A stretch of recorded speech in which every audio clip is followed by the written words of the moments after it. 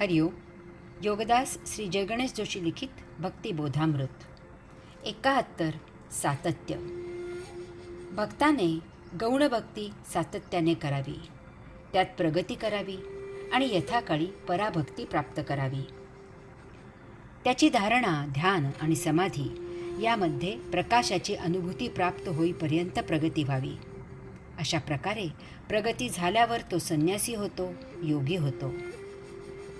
या संन्यासी योगी झालेल्यांना वाटते की आता गौणभक्तीची गरज नाही, तसेच श्रवण, वाचन, मनन याचीही आवश्यकता नाही. आता अनुभूती प्राप्त झाली आहे तर सद्गुरूकडे सत्संगाला तरी कशाला जायचे, असा आळस करून तो हळूहळू घरीही साधना उपासना टाळू लागतो. आळस ही मानवाची वृत्तीच आहे, त्याला संन्यासी योगीही अपवाद नाहीत.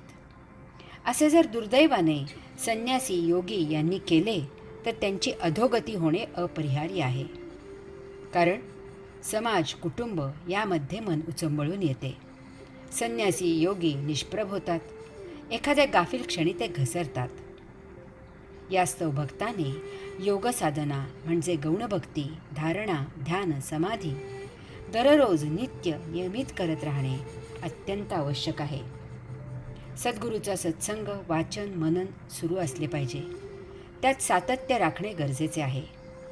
दर्शनाची ओढ सतत राहिली पाहिजे, तरच ती अनुभूती शेवटच्या क्षणापर्यंत मुक्ती प्राप्त होण्यासाठी उपयुक्त होते.